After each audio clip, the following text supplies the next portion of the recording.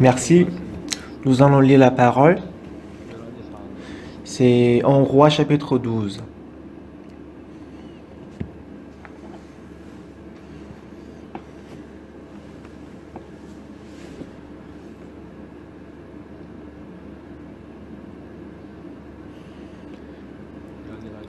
En Roi chapitre 12, à partir des versets 25.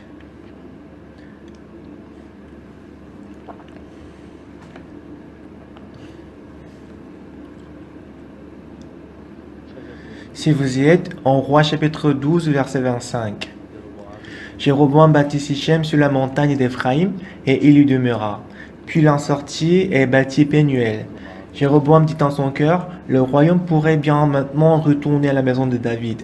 Si ce peuple monte à Jérusalem pour faire des sacrifices dans la maison de l'Éternel, le cœur de ce peuple retournera à son Seigneur, à Roboam, roi de Juda, et ils me tueront et retourneront à Roboam, roi de Juda. Après s'être consulté, le roi fit 2 veaux d'or, et il dit au peuple, assez longtemps vous êtes monté à Jérusalem, Israël. Voici ton Dieu qui t'a fait sortir du pays d'Égypte. Il plaça l'un de ces veaux à Bédel et il mit l'autre à Dan. Ce fut là une occasion de pécher. Le peuple alla devant l'un des veaux jusqu'à Dan. Jéroboam fit une maison des hauts lieux et il créa des sacrificateurs pris parmi tout le peuple et n'appartenant point aux fils de Lévi. Il établit une fête au 8e mois, le 15e jour du mois, comme la fête qui s'est célébrée en Juda, et il offrit des sacrifices sur l'autel. Voici ce qu'il fit à Bédel afin que l'on sacrifiât au veau qu'il avait fait. Il plaça à Bédel les prêtres des hauts lieux qu'il avait élevés. Et il monta sur l'autel qu'il avait fait à Bédel, le 15e jour du 8e mois, mois qu'il avait choisi de son gré. Il fit une fête pour les enfants d'Israël et il monta sur l'autel pour brûler des parfums. Bonjour à tous, je suis très ravi de vous voir. Le cœur de l'homme n'est pas pareil tout le jour. Tes chemins paraissent très bien, mais à la fin, il devient faux. Et deux fois, nous prenons un chemin qui semble faux, étant séduit par le désir. En plus, un chemin peut paraître droit, mais nous ne le prenons pas de peur de rencontrer les difficultés. Nous expérimentons ces genres de cœur souvent au moins une fois dans la vie. Et à cause de cette structure du cœur, la vie spirituelle devient difficile et fatigante pour eux. Il y a longtemps en Chine, il y avait un roi qui pensait toujours pour le pays. Et ce roi avait 2 amis très intimes. L'un était berger qui paissait les brebis et les vaches.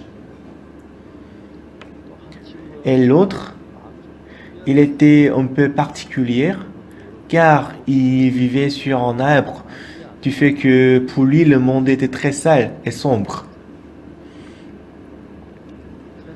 Ces 3 amis avaient la manière de penser très différente, mais le roi venait de temps en temps pour les voir, discuter avec eux et chercher la sagesse. Un jour, le roi a appelé l'ami qui vivait sur l'arbre. Donc il est venu dans le palais royal pour rencontrer le roi. Au bout de la conversation, le roi lui a dit, je suis très âgé maintenant et je ne sais pas le jour où je vais mourir. Et après ma mort, c'est mon fils qui doit me succéder. Cependant, mon fils, il manque de la vertu et de la sagesse dans plusieurs aspects et que si mon fils devient le roi, je crois que le pays va être un désordre. Donc il a demandé à son ami son opinion. Donc cet ami, après quelques minutes de réflexion, il dit, il n'est pas encore très tard pour lui apprendre la vertu et la sagesse. Mais le roi dit, Mais j'avais déjà essayé à plusieurs reprises, mais il ne m'écoute pas très bien et ce ne serait pas très facile. C'est pour ça que je t'ai appelé aujourd'hui pour en discuter. Et comme tu es plus jeune que moi, je voulais te proposer de devenir roi à ma place. Et son ami, après avoir écouté ça, il était très surpris. C'est ridicule. Lui aussi, il savait très bien qu'il n'était pas tout à fait qualifié d'être roi.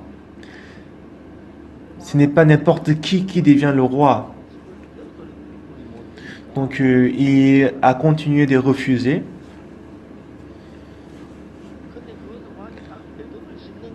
La royauté ne me convient pas.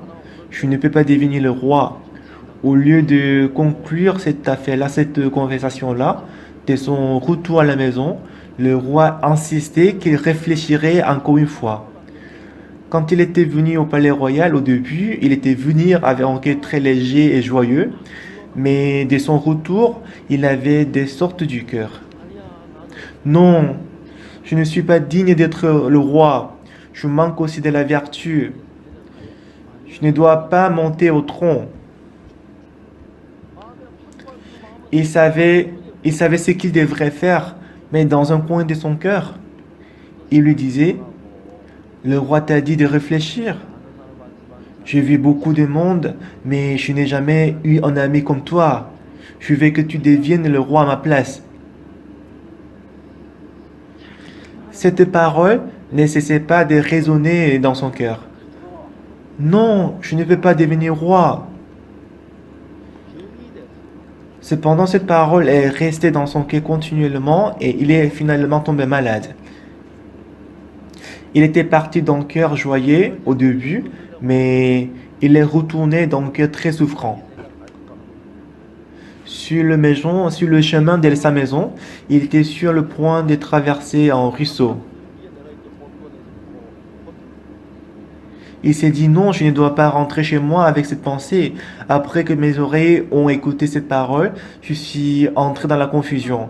Il faut que je me lave mes oreilles pour effacer ces sons, cette voix. Ensuite, il s'est mis à se laver les oreilles.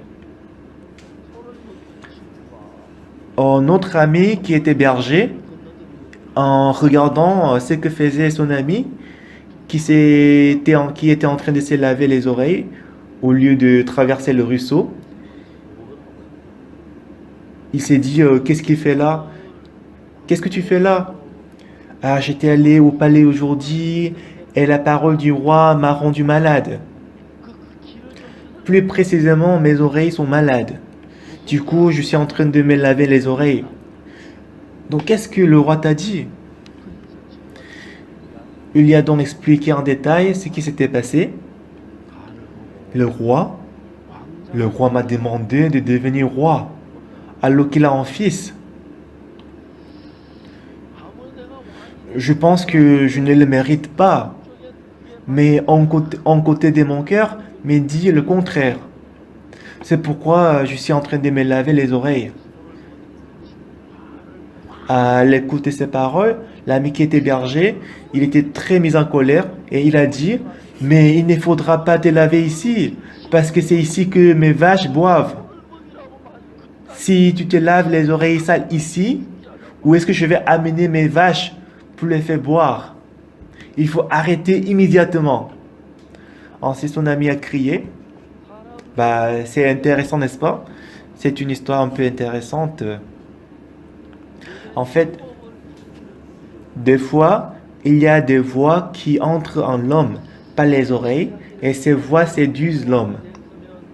Comme l'histoire nous a montré, nous tous avons le désir de devenir roi et devenir riche. Mais c'est vraiment ridicule qu'il soit roi. Bien qu'il se dise qu'il ne devrait pas le devenir, il n'arrivait pas à effacer cette pensée. Il savait très bien qu'il ne devrait pas le devenir, mais d'un côté de son cœur, il a encore des regrets pour cette chance étonnante. En plus, Ce n'est pas du tout facile à devenir roi. Il se peut que je sois un bon roi quand même. Je peux être en richesse, j'aurai d'ailleurs l'autorité. Ce genre de pensée le dérangeait. Si nous lisons la Bible, la Bible est très mystérieuse.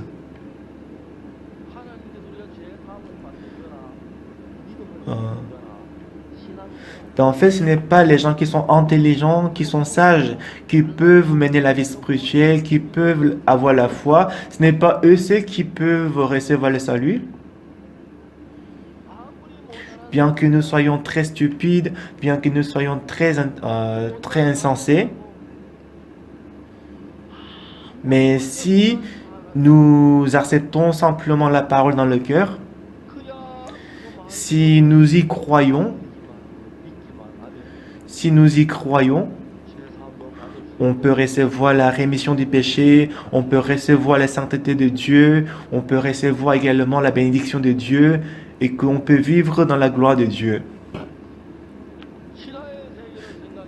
Si nous pensons au monde de la vie spirituelle,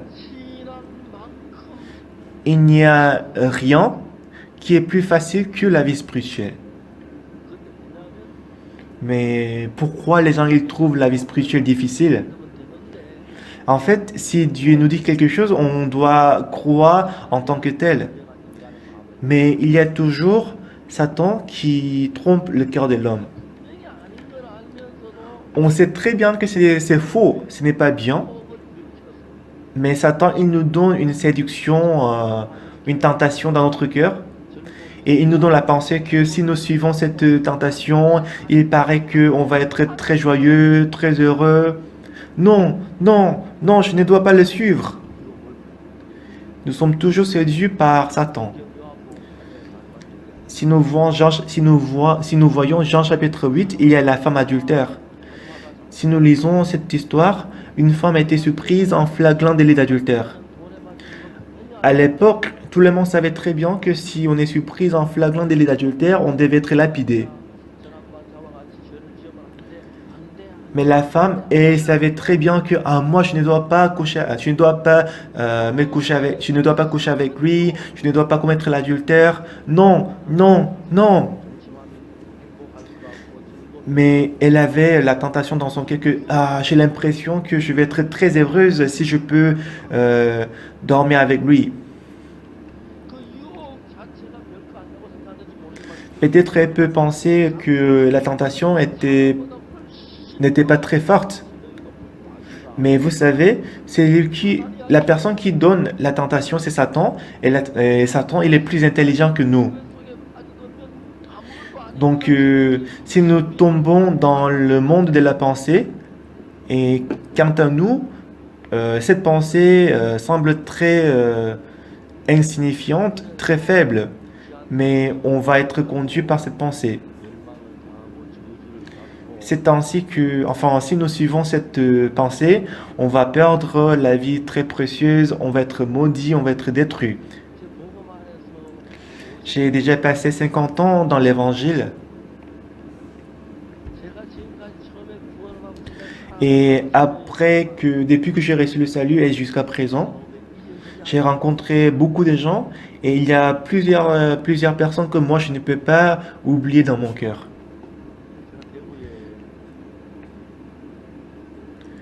Et lorsque je vivais à Padon, à la ville de Daegu, et puis en ce moment-là, il y avait la maison, il y avait les maisons, et que à l'entrée de ces quartiers, il y avait un couple de l'ancien dans l'église.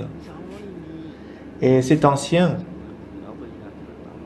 et ma femme, elle épouse cet ancien, elle s'est causée, et à travers l'entretien, l'épouse de cet ancien a reçu le salut.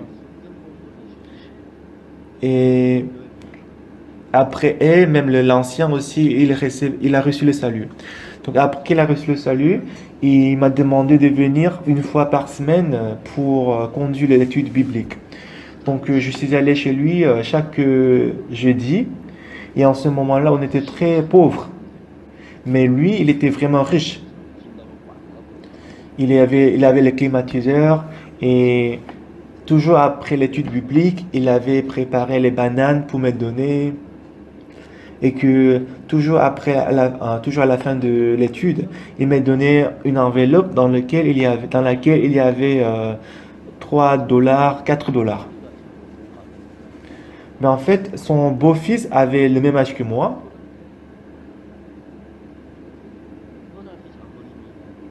Un jour, cet ancien est commencé à venir dans notre église. Et en fait, lorsqu'il est venu pour la première fois dans notre église, il voyait qu'on était très pauvres. Il m'a dit, pasteur, tu ne dois pas vivre comme ça. Enfin, on va fixer votre salaire. Enfin, en ce moment-là, on n'avait pas le réfrigérateur, mais il a acheté le réfrigérateur pour nous. Et un jour, cet ancien, il m'a appelé. Et il dit, pasteur, je sais que tu es très occupé, mais est-ce que tu peux venir en ville? Oui, d'accord, donc je suis allé en ville.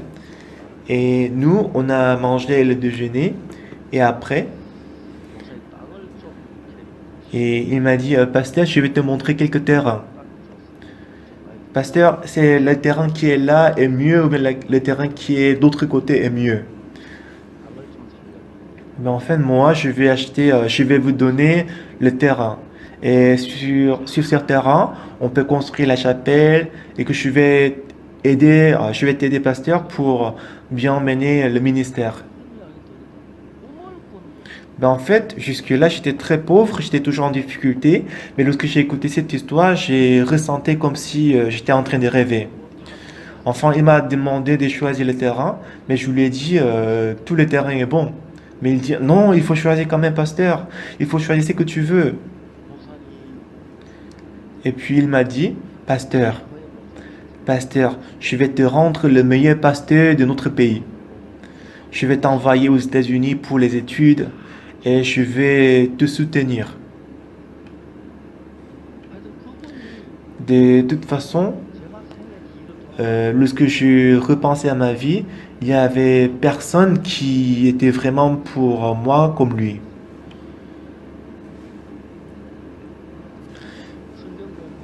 Donc quand on avait l'étude biblique, toujours je lui donnais les devoirs.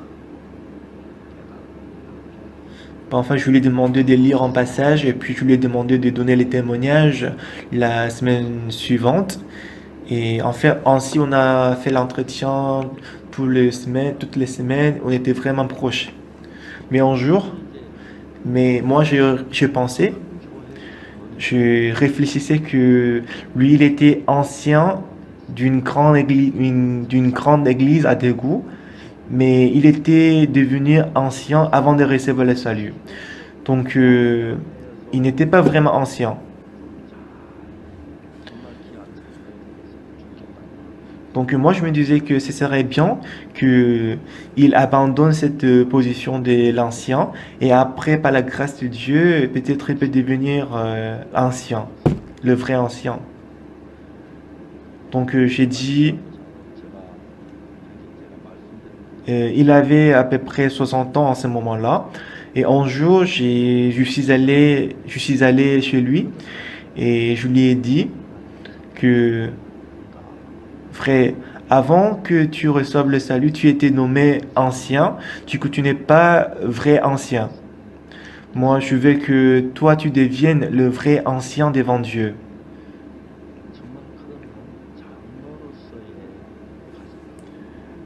Donc, je veux que tu deviens un ancien qui est vraiment né de nouveau devant Dieu.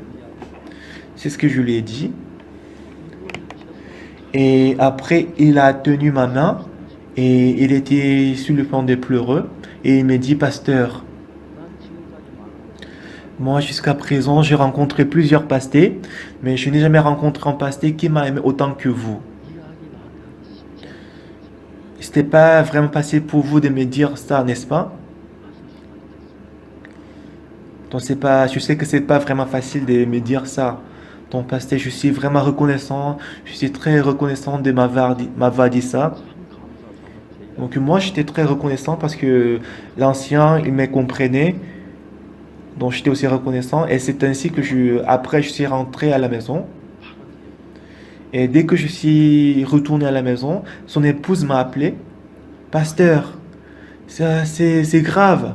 Pourquoi? Pasteur, dès que tu es sorti de la maison, mon époux, il était très très fâché, il commençait à crier, il lançait les objets qui étaient dans la maison et il dit, le pasteur où que ce part, il est très petit, mais comment il peut me dire ça? Ben, en fait, j'étais avec lui, il était très bon, il était très tranquille. Moi, je connaissais pas du tout. Ben, en fait, je suis pas intelligent, mais en lisant la Bible, le salut était très précieux. Comment une personne comme moi, je peux être aussi juste que Dieu? Comment est-ce que je peux être aussi saint que Dieu? Comment est-ce qu'une personne comme moi, je peux devenir prédicateur de l'évangile? Et à chaque fois que j'ouvrais la Bible pour lire les passages, Dieu m'a donné beaucoup de joie, beaucoup de reconnaissance dans mon cœur. Moi, jusqu'à l'âge de 19 ans, j'ai fréquenté l'église protestante et j'ai toujours essayé euh, d'être juste. J'ai beaucoup pleuré, j'ai beaucoup essayé pour recevoir le pardon du péché, j'ai beaucoup souffert.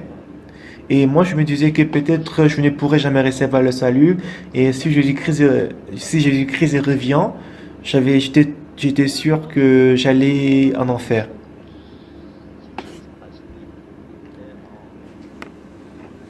Mais un jour, en lisant la Bible, j'ai découvert le fait que Dieu avait déjà lavé tous mes péchés.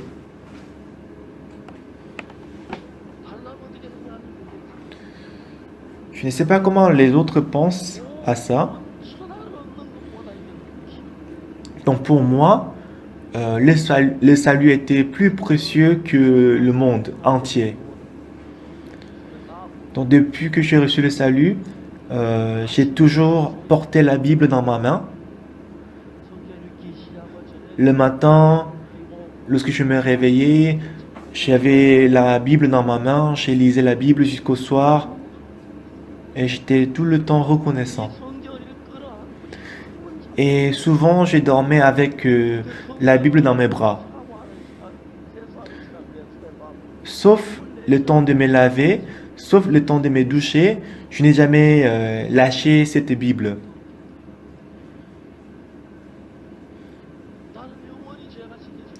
Moi, je pensais que je ne pourrais jamais recevoir le salut. Moi, je me disais que je ne pourrais jamais me tenir devant la grâce de Dieu et je ne pourrais jamais me tenir devant Dieu. Mais le sang de Jésus-Christ m'a sauvé et le sang de Jésus-Christ m'a rendu saint et le sang de Jésus-Christ m'a rendu juste. Et le sang m'a donné la force de la vie. Et ce qui est le plus étonnant, c'est que depuis que j'ai reçu le salut, depuis que mon cœur était devenu un avec Dieu, le cœur de Dieu commençait à entrer dans mon cœur. Et je ressentais souvent qu'enfin, ce n'est pas mon cœur. Ce n'est pas vraiment mon cœur à moi. Avant, je n'avais pas ce cœur. Vraiment, ce n'est pas mon cœur. Dieu. Et j'ai souvent parlé de Chungnam. Ben, enfin, il était un ami à moi en ce moment-là. Il était très grand détail, il était très beau. Et tous mes amis aimaient cet ami. Mais je me demandais pourquoi Dieu tu m'as sauvé. Tu auras pu sauver Chungnam s'il devient le pasteur à ma place, s'il prêchait la parole devant les gens en souriant. Et si Chungnam donne le sermon, les fidèles ils seront vraiment reconnaissants et qu'ils vont vraiment aimer sa parole. Mais pourquoi Dieu tu m'as choisi une personne comme moi, moi qui suis vraiment insensé et stupide? J'étais très reconnaissant. Donc jusqu'à présent, dans ma vie spirituelle, j'ai déjà passé 50 ans. Donc il y a plusieurs personnes à qui je prêche l'évangile et, et ce que je voyais, les gens recevoir le salut à travers moi, j'étais content, j'étais reconnaissant. Et à travers la personne qui a reçu le salut, à travers moi, enfin les gens qui recevaient le salut à travers moi, lorsqu'eux aussi prêchent l'évangile aux autres, les autres aussi recevaient le salut, j'étais très content. Une fois, quand je vivais à Padon, à la ville de Daegu, quelqu'un qui est à la ville de Daejeon m'a envoyé une lettre disant qu'il y a une mademoiselle qui travaille à la coopérative de la monnaie coréenne. Il voulait que j'y aille et lui prêcher l'évangile. Et du coup, je suis allé à la coopérative de la monnaie coréenne, des Gyeongsan, mais c'était impossible de rencontrer la mademoiselle avant la fin du travail. J'ai donc attendu jusqu'au soir pour la voir. Je lui prêchais l'évangile et après, elle venait souvent dans mon église qui était à Padon. Elle venait souvent dans mon église avec une amie à elle. La semaine suivante, elle venait avec deux personnes.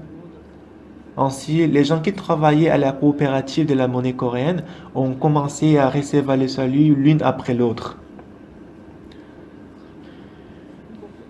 J'allais souvent à une école à côté de Kugesawon pour m'asseoir et penser à laquelle manière Dieu allait travailler.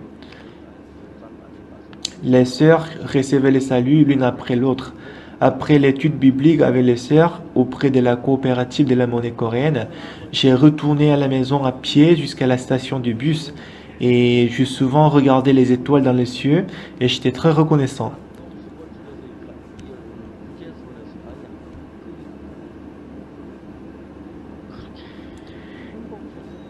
J'étais vraiment reconnaissant de voir les sœurs recevoir le salut. Aujourd'hui, Yonghwa est sauvé. Moi, j'ai l'impression que Soyoung va recevoir le salut la semaine prochaine. À chaque réunion, les jeudis soirs, une ou deux personnes ont reçu le salut. J'étais très heureux de voir les gens rendre grâce à Dieu après avoir reçu le salut.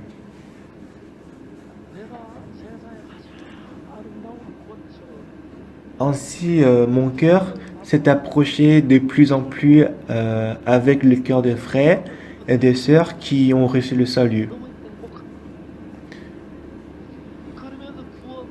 J'étais très ravi de pouvoir mener la vie spirituelle avec eux et de les voir grandir dans la foi.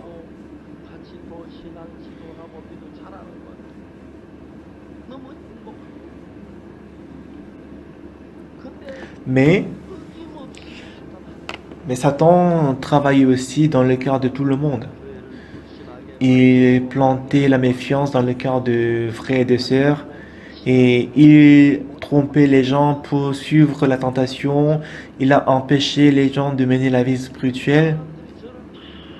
Mais en fait, lorsque eux, ils rencontraient le problème, si eux, ils pouvaient me suivre ayant la foi dans le cœur, ce serait très bien.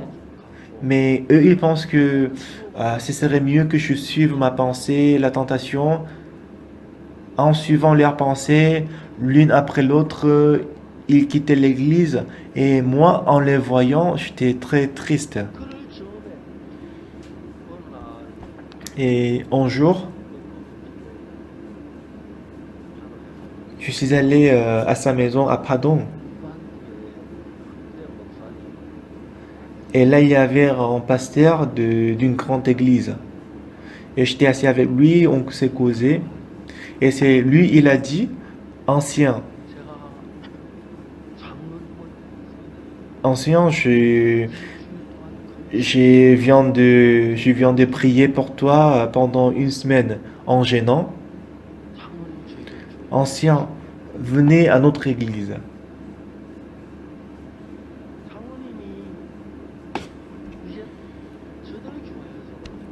En fait, si l'ancien,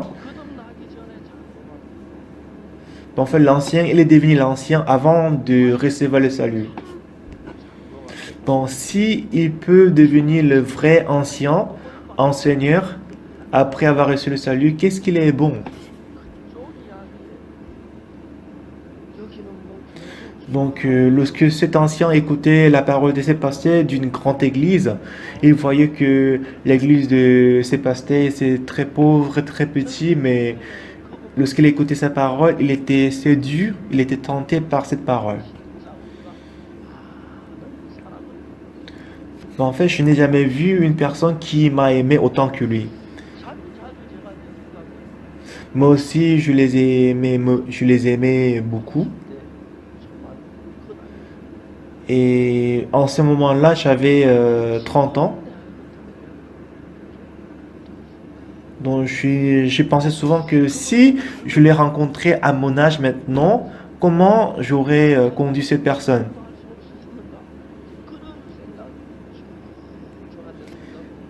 Donc, j'ai pensé souvent que si c'est maintenant, c'est aujourd'hui que je les rencontre, si c'était aujourd'hui que j'aurais rencontré, comment est-ce que j'aurais conduit cette personne? En fait, ce que nous devons savoir, c'est que le chemin qui semblait bon à nos yeux, d'une manière humaine, et le chemin qui est bon d'après Dieu, c'est très différent. C'est ça la différence. Beaucoup de gens, au lieu de croire, plutôt que de croire dans la parole de Dieu, dans le chemin de Dieu, ils croient plutôt à leurs pensées et choisissent leur chemin.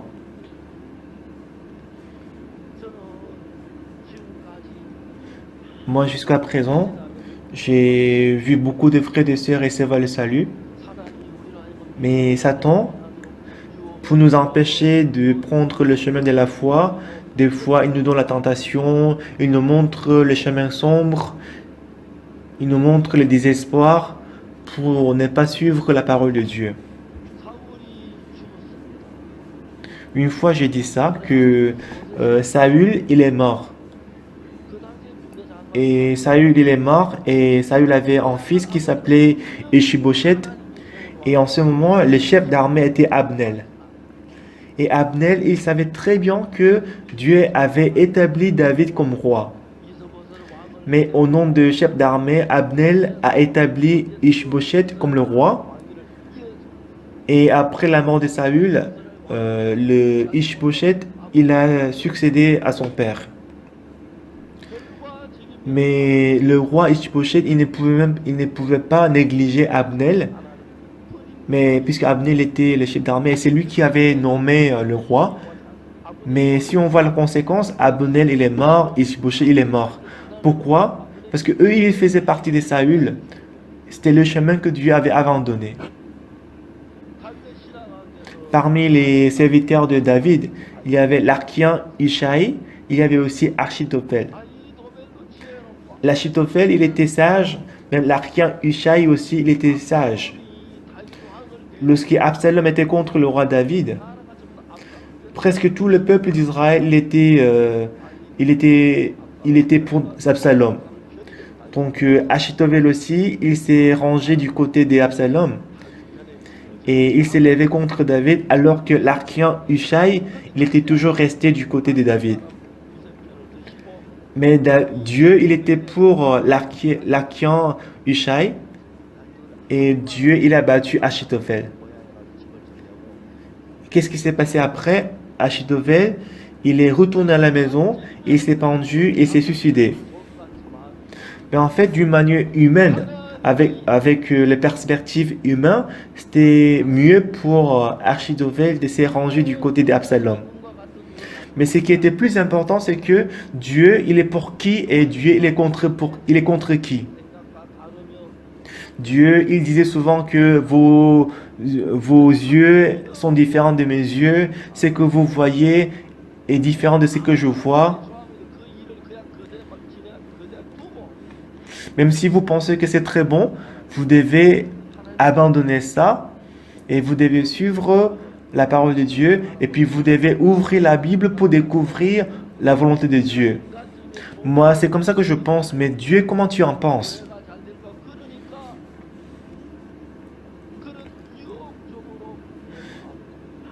Au lieu de suivre la volonté de Dieu, parce que nous voyons toujours la pensée humaine, notre cœur est souvent tenté, séduit par la tentation.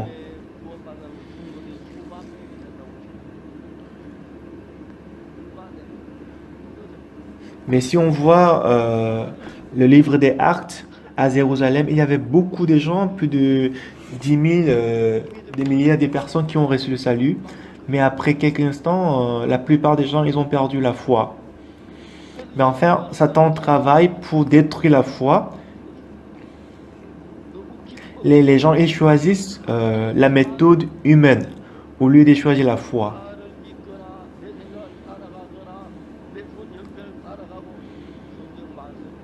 Lorsque vous avez reçu le salut, vous étiez très content, vous étiez très reconnaissant,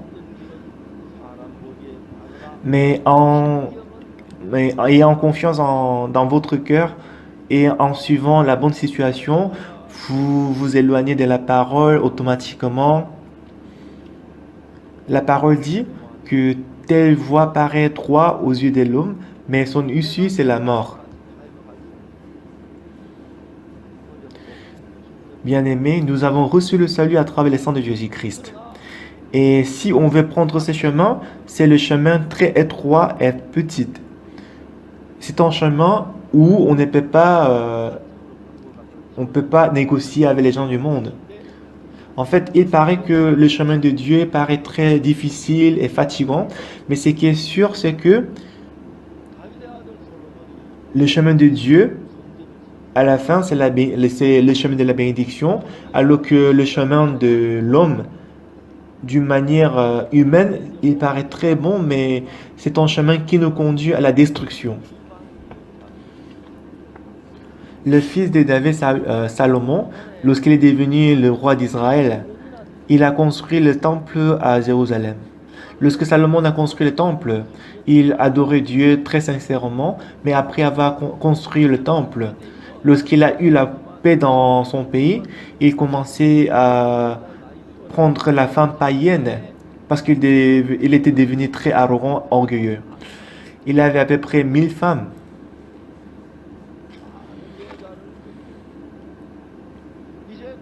En fait, il avait beaucoup de femmes. Non seulement qu'il avait beaucoup de femmes de Jérusalem, il avait aussi la femme de l'Égypte. Et comme Salomon devenait de plus en plus âgé, et il commençait à perdre le jugement, le pouvoir de juger, au lieu d'être conduit par Dieu, lui, il commençait à être conduit par les femmes. Et son cœur a abandonné Dieu et il commençait à servir les idoles.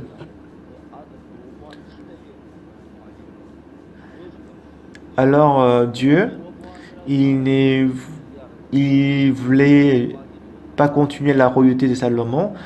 Du coup, il voulait donner la royauté à son fils qui était Roboam. Mais en juillet, il y avait une personne qui s'appelle Jéroboam. Et le prophète Achija, il était revêtu d'un manteau neuf. Et soudain, il a enlevé ses manteaux et il a déchiré son manteau en 10 morceaux. Et il a donné 10 morceaux à Jéroboam. Et il a donné seulement en tribu, en morceaux à Roboam. Dieu, il a choisi le roi. Et lorsque Roboam, il voulait faire la guerre contre Jéroboam, Dieu, il a dit non, ne le fais pas. Dieu avait protégé Jéroboam. Mais qu'est-ce qui est écrit dans la Bible aujourd'hui? Dans le verset 25, Jéroboam bâtit Sichem sur la montagne d'Éphraïm et il y demeura. Puis il en sortit et bâtit Pénuel. Bien-aimé, en fait, puisqu'il a construit une ville sur la montagne d'Éphraïm, ce serait difficile pour son ennemi de attaquer, n'est-ce pas? Et après, il a encore construit une ville à Sichem et après à Pénuel. Et après, Satan, il a donné la peur, la crainte dans le cœur de Jéroboam. Je ne sais pas quand est-ce que Roboam va venir m'attaquer. Donc Satan, il lui a donné la peur, la crainte. Bien-aimé, une chose que vous devez connaître. Si on voit Apocalypse chapitre 21, verset 8. Mais pour les lâches, les incrédules, les abominables, les meurtriers, les impudiques, les enchanteurs, les idolâtres et tous les menteurs, leur part sera dans les temps ardents de feu et de soufre. Les lâches, les incrédules, les abominables, leur part sera dans les temps ardents de feu et de soufre. Les meurtriers, les impudiques, les idolâtres entrent dans les temps ardents de feu et de soufre. Est-ce qu'une crainte est un péché? Comment la peur peut-elle devenir un péché? On ne pense pas comme ça. Mais si nous lisons la Bible précisément, la plupart des péchés commencent par la peur, par la crainte. Les gens volent de peur qu'ils deviennent pauvres, n'est-ce pas? Disons qu'un homme a violé une femme. Ensuite, qu'est-ce qu'il fait? Il la tue parce qu'il a peur d'être arrêté. La peur engendre un grand péché. En apparence, la peur elle-même ne semble pas d'être un péché. Bien-aimé, quand on entre dans un chemin, des fois, on a l'impression que l'on s'appauvrit, l'on est en difficulté. En ce moment, Satan, il nous montre le chemin et nous marchons sur ces chemins. Jéroboam a bâti Sichem et il habitait sur la montagne. Il pensait être en sécurité, mais il en avait encore peur. Il a ensuite bâti Pénuel. Une fois par l'an, pendant la Pâque, le peuple d'Israël montait à Jérusalem. Jéroboam avait peur que le peuple d'Israël allait révolter contre lui en écoutant la parole de Roboam à Jérusalem. Nous allons chercher la Bible. Quand Jéroboam est devenu roi, qu'est-ce que Dieu lui a dit? Il a dit ainsi: si tu obéis à tout ce que je t'ordonnerai, si tu marches dans mes voies et si tu fais ce qui est droit à mes yeux, en observant mes lois et mes commandements, comme l'a fait David, mon serviteur, je serai avec toi, je te bâtirai une maison stable, comme j'en ai bâti une à David, et je te donnerai Israël. Dieu a dit ainsi à Jéroboam. Et aussi, Dieu a promis qu'il allait le protéger, consolider le pays et le rendre un roi stable. Mais Jéroboam avait peur dans son cœur. Bien-aimé, pour vous aussi, quand vous en avez peur, vous cherchez les moyens de vous en débarrasser. En ce moment, Satan vous propose une méthode. Le peuple d'Israël montait 3 fois par l'an au temple de Jérusalem, et s'il rencontre le roi de Juda, Roboam, à Jérusalem, s'il se met de côté de Roboam pour me tuer, qu'est-ce que je devrais faire? Qu'est-ce que je dois faire? Au lieu de présenter ses problèmes à Dieu, prier devant lui et s'appuyer sur Dieu, il a eu une idée de ne pas faire monter ni descendre des temples de Jérusalem.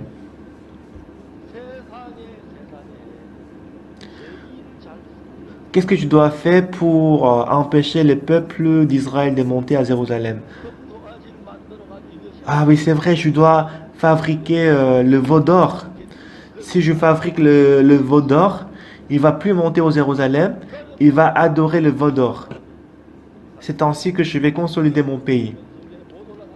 Alors, avec ce cœur, Jéroboam, pour empêcher le peuple d'Israël de monter à Jérusalem, il a fait 2 veaux d'or et il a installé un à Béthel et l'autre à Dan. Et il a dit aux gens que ce n'est plus la peine d'aller monter à Jérusalem. C'est ainsi qu'il a péché dans la Bible. C'est le Dieu qui vous a fait sortir d'Égypte. Donc il a fabriqué les idoles, il a fait les peuples d'Israël à pécher.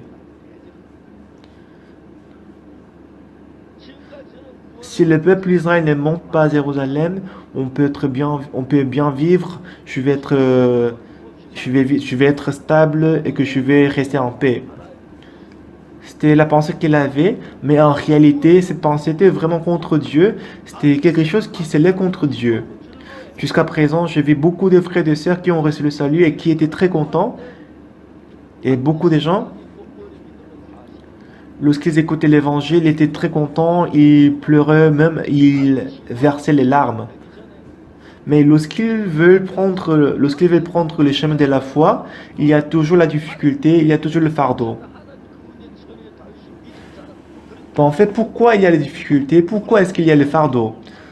Si on voit le roi David, avant qu'il devienne le roi, il a rencontré Goliath. Lorsqu'il a rencontré Goliath, il avait vraiment un grand fardeau dans son cœur. Mais face à ces problèmes, face à ces fardeaux, Dieu, il voulait donner la foi à David. En fait, notre vie spirituelle n'est pas toujours dans la paix. Il y a des difficultés, la persécution, des fois il y a quelque chose de très dangereux. Mais ce n'est pas nous qui devons résoudre ces problèmes, mais si nous nous présentons devant Dieu et que si nous cherchons Dieu, Dieu va résoudre tous ces problèmes à notre place. Moi, après que j'ai reçu le salut, et pendant que je prêchais l'évangile, il y avait beaucoup de gens qui m'ont persécuté. Il y avait des gens qui disaient qu'on était la secte. Mais Dieu m'a sauvé de tout ça et que Dieu m'a protégé jusqu'à présent, donc j'étais très reconnaissant. En 1999, j'ai failli mourir à cause du mauvais état du cœur. J'ai été hospitalisé dans l'hôpital général de Hanyang pendant une semaine pour me faire diagnostiquer le cœur. Mais on n'a pas pu trouver la cause de la maladie. Donc j'ai rencontré un cardiologue américain très connu dans le monde pour me faire examiner toute la journée avec lui. Il est en fait un cardiologue très réputé, mais comme il est très âgé, il avait déjà pris la retraite. Il venait de temps en temps à l'hôpital et consultait les personnes importantes. Comme il était très âgé, il ne pouvait même pas bien marcher. Il marchait étant soutenu par deux infirmières côte à côte. Quand il m'a vu, il m'a demandé de courir sur une machine dont j'ai couru dessus. Le moniteur examinait mon cœur et on a pris des photos toute la journée. À la fin du soir, il m'a dit qu'avec la médecine moderne, on ne peut pas guérir ton cœur. On ne peut pas non plus te donner un coup de main. Donc je suis sorti de l'hôpital. En 1999, j'étais en ce moment-là à la ville de Daejeon. On était en train de construire un centre de mission de 6 étages. Et quand les ouvriers entassaient les briques au 6e étage, je n'ai pas pu les regarder du bas parce que mon cœur battait si fort et que mon cœur était très malade. Quand on examinait mon cœur avec un stéthoscope, le cœur battait quelques fois et puis il s'est arrêté pour l'instant. J'avais l'impression que mon cœur s'est arrêté pour 10 secondes et je me ressentais très étrange parce que si le cœur s'arrête comme ça, j'allais mourir. Du coup, je me demandais si je pourrais même, donc je me demandais si je pourrais même vivre plus de 3 mois. Si je meurs, qu'est-ce que je dois faire? Qu'est-ce qui va se passer? Au mois d'août de la même année, on a organisé un camp spirituel à côté de la rivière et on dormait dans une tente. Ce soir-là, avant de dormir, j'ai réfléchi dans la tente. La distance entre ma tente et le lieu de l'école de dimanche était à peu près 400 ou 500 mètres. Et cette journée-là, j'avais déjà fait aller-retour de cette distance en traversant la plage des sables 4 fois. C'est-à-dire que j'ai au moins marché plus de 4 kilomètres. Je n'arrivais pas à y croire parce qu'en général, je n'arrivais pas à le faire à cause de l'état de mon cœur. Donc, quand je me couchais dans la tente le soir, je me disais, ah, Dieu m'a guéri. J'ai eu la foi que Dieu m'a guéri. Depuis le lendemain matin, j'ai commencé le jogging au long du champ. J'ai fait du jogging pendant la retraite et puis je suis retourné à l'église des Hambat. À côté de l'église, il y avait un lycée des filles John et son terrain sportif était très magnifique. Chaque matin, au réveil, en tour de ce terrain était environ 3000 mètres. Et quand j'en ai fait 2 tours, j'avais déjà mal au ventre et j'avais l'impression que je ne pourrais pas continuer. Mais je ne cessais pas de courir du fait que j'ai cru que Dieu m'avait déjà guéri. Avant, j'ai vraiment détesté l'itinéraire entre LA et Séoul, et de Séoul à Daejeon. Ça m'a beaucoup fatigué. Quand je conduisais la voiture de Daejeon à Daegu pour tenir un séminaire de la Bible, j'étais presque à demi-mort. Mais ces jours-ci, si je prends l'avion, je passe 30 heures ou 24 heures dans l'avion. La dernière fois, quand je suis allé de la Zambie à LA aux États-Unis, il a pris 24 heures. Du Paraguay à Séoul, Corée du Sud, il a pris environ 30 heures. 30 heures dans l'avion. Dieu m'a donné la bonne santé. Quand j'y pensais, quand j'y pense, je deviens très reconnaissant. Il y a une grande différence quand je m'appuie sur Dieu et quand je prépare moi-même ma vieillesse. Quand Dieu la prépare pour moi, c'est totalement différent. C'est totalement différent. Quant à moi, je n'ai pas du tout préparé pour mon avenir.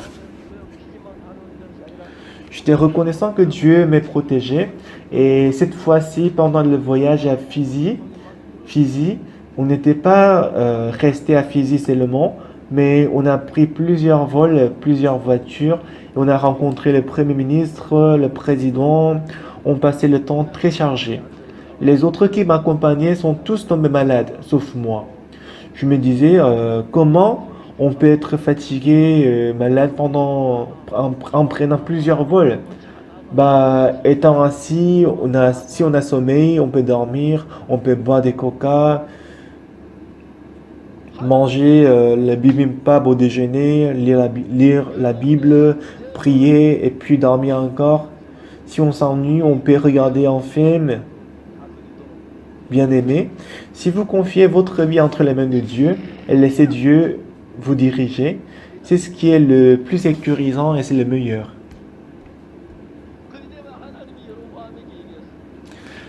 C'est ce qui est le meilleur. C'est pourquoi Dieu a dit à Jéroboam, si tu obéis à tout ce que je t'ordonnerai, comme l'a fait David, je te bâtirai une maison stable, je vais te protéger, je vais t'aider, comme l'a fait David.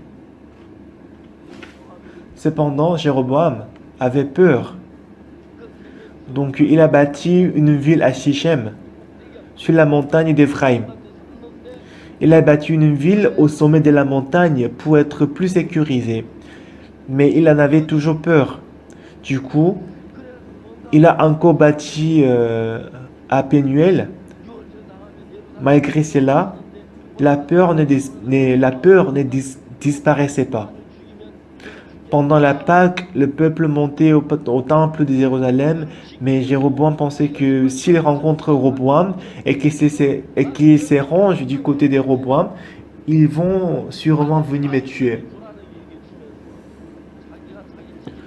Bon, si Dieu me protège, ça veut dire que je peux rester sans rien faire. Non, il faut que je travaille aussi. Oui, c'est vrai, en fait, il ne s'agit pas de ne pas travailler, mais dans la volonté de Dieu, il n'y a pas un chemin qui est aussi sécurisant que celui de Dieu, où l'on confie notre vie à Dieu. Je suis âgé, je suis reconnaissant de pouvoir monter sur le podium pour prêcher la parole. Il y a beaucoup, il y a beaucoup de jeunes pasteurs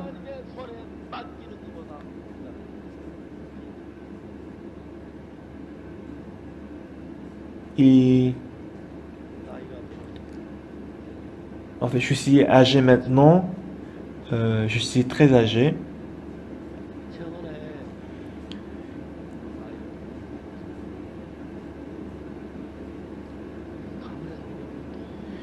Et je suis très reconnaissant de pouvoir me placer devant vous pour prêcher la parole.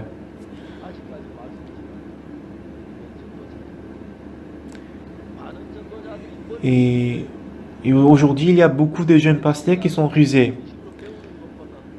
Plutôt que d'apprendre la vie spirituelle correctement, ils veulent apprendre quelque chose de superficiel et passer vite fait, alors que c'est ce que déteste le plus Dieu.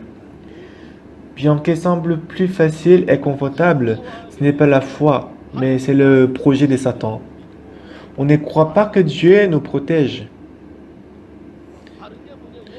Si vous croyez en vous-même, vous êtes obligé de prendre en charge tous les problèmes auxquels vous faites face. Même la famille, les enfants, le problème de vieillissement. Pour moi, plus j'y réfléchis, plus je suis reconnaissant.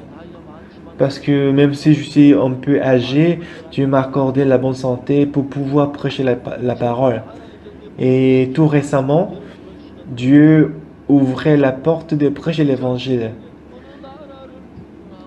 Quel que soit le pays dans ce monde, il n'y a aucun pays qui n'a pas de problème de la jeunesse. L'an dernier, je me suis rendu en Éthiopie et j'ai rencontré le ministre de l'Éducation de l'Éthiopie et je lui ai dit que la jeunesse actuelle éthiopienne a l'air très tranquille, mais ils vont changer négativement dans un court instant. Et ensuite, 2 mois plus tard, les jeunes éthiopiens ont déclenché en émeute.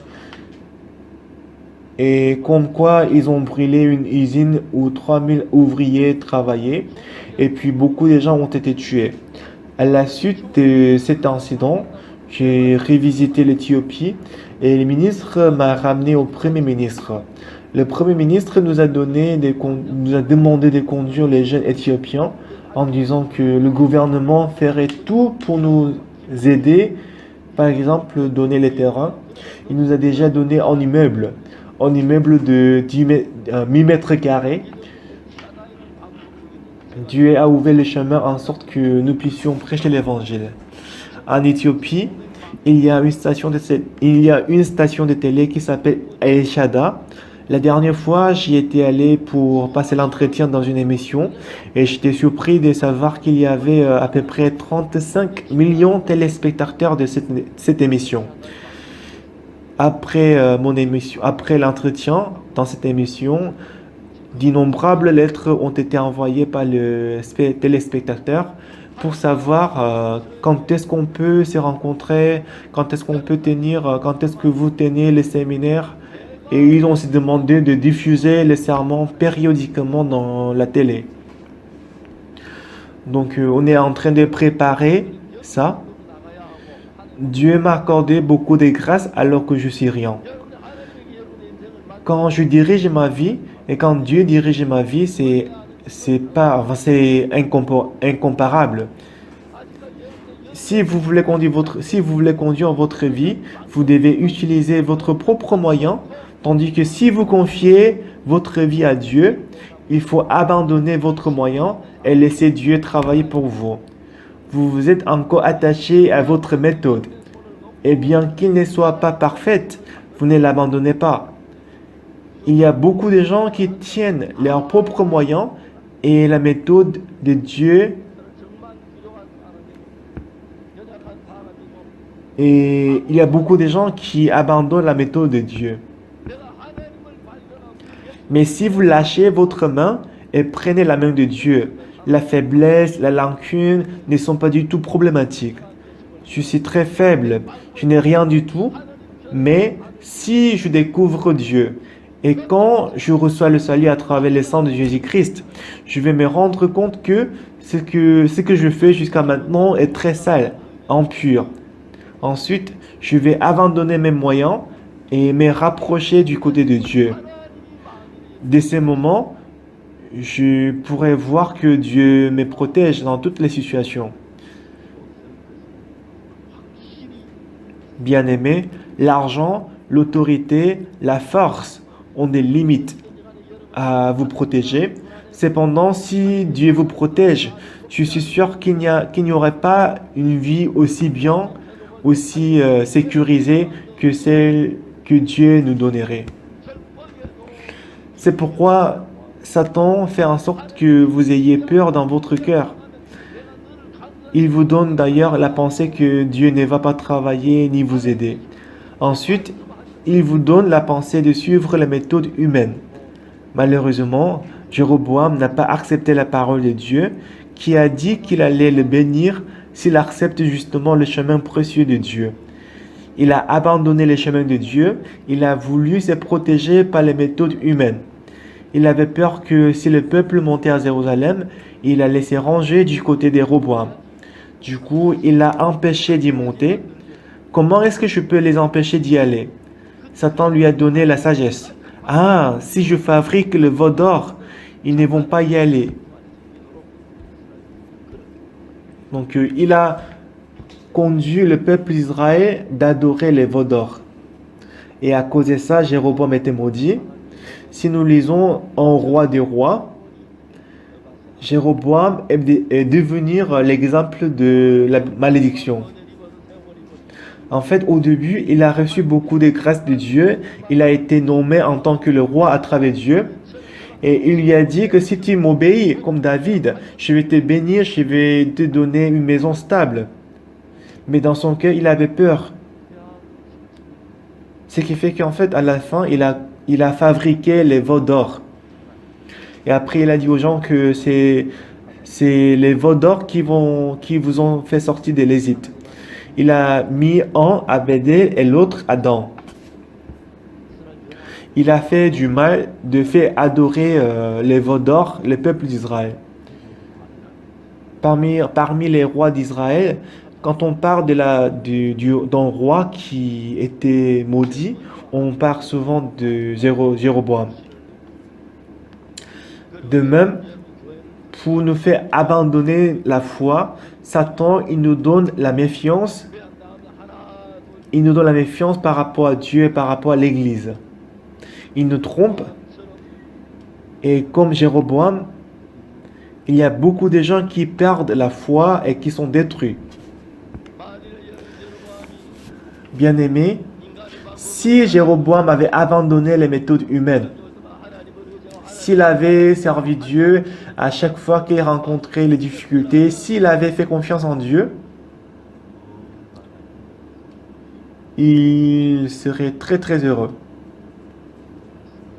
Moi aussi, je pense. Je rencontre beaucoup de gens et beaucoup de gens, au lieu de prendre le chemin de Dieu, plutôt que de croire en Dieu, ils prennent plutôt leur chemin. Bien-aimés,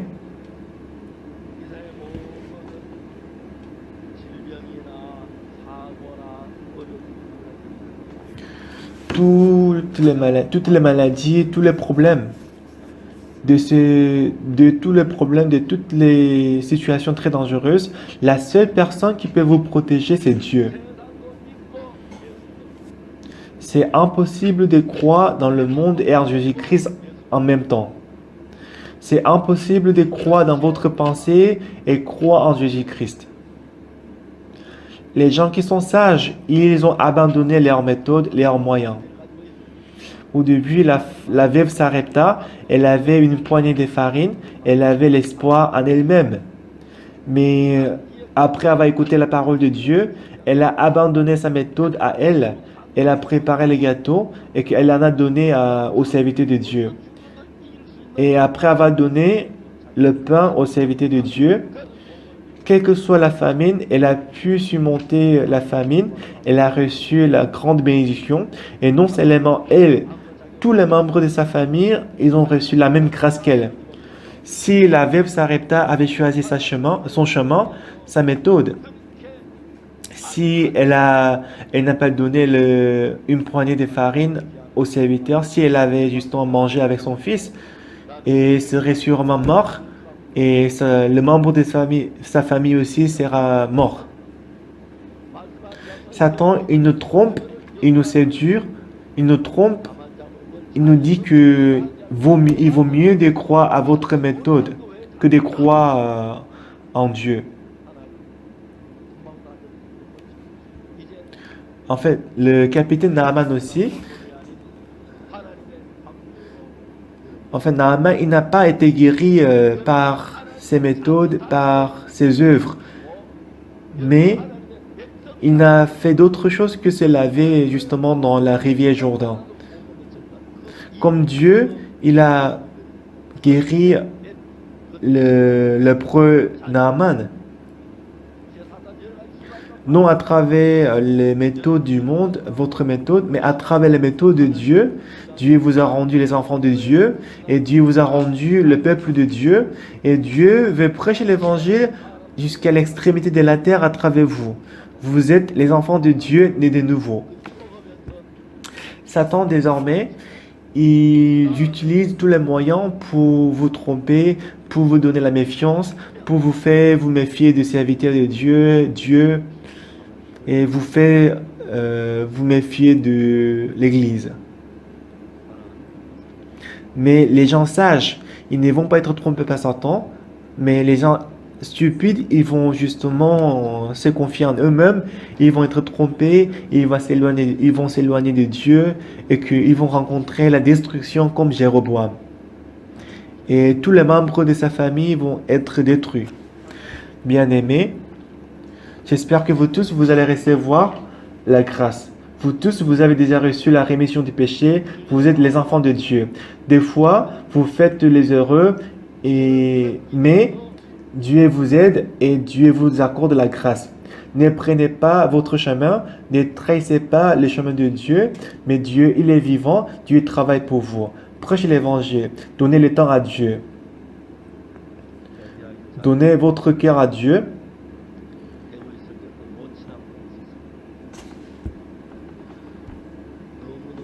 Et je crois que Dieu va vous bénir et que Dieu va travailler malgré votre capacité. J'ai raconté cette histoire souvent. Il y avait une femme à la ville de Daegu et elle était tout le temps, elle m'a donné toujours de quoi manger. Donc je lui étais très reconnaissant. Je voulais lui exprimer ma gratitude. Comme elle m'a donné beaucoup de choses, je voulais lui donner aussi quelque chose. Donc je me demandais, est-ce que je dois lui acheter les sacs? Est-ce que je dois lui acheter un habit traditionnel? Est-ce que je dois lui acheter des chaussures? Ou bien est-ce que je dois l'inviter au dîner? Donc comme j'étais toujours servi, je savais pas vraiment comment servir. Du coup, j'ai demandé au pasteur Kim Dong-sang, qu'est-ce que je dois faire? Et pasteur Kim Dong-sang, il m'a dit, laissez tomber. Donc j'ai quand même laissé tomber, mais j'ai prié à Dieu. Dieu, et je suis vraiment reconnaissant à elle. Je voudrais faire quelque chose pour elle, mais je n'ai vraiment rien à faire. Donc Dieu, c'est toi qui dois la servir. Elle n'a pas le fils, mais fais en sorte qu'elle puisse être en bonne santé jusqu'à la mort. C'est comme ça que j'ai prié. Et à chaque fois que je suis allé à Daegu, elle était toujours en bonne santé. Quand je l'ai rencontrée, je lui ai demandé, la sœur, tu es en bonne santé? Elle dit, oui, je me porte très bien. Et un jour, je suis allé à la ville de Daegu, mais je ne la voyais pas. Du coup, j'ai demandé au pasteur, où est-elle? Elle a dit que elle est actuellement dans la maison de sa fille. Et sa fille s'est mariée avec un pasteur d'une église mondaine. Et c'est son beau-fils qui l'a empêché de venir à l'église. Ah, d'accord. Et un jour, elle est venue une fois à la retraite. Elle a actuellement 93 ans. Elle est toujours en bonne santé. Et elle est aussi en bonne santé mentalement. Et elle connaît toujours mon nom.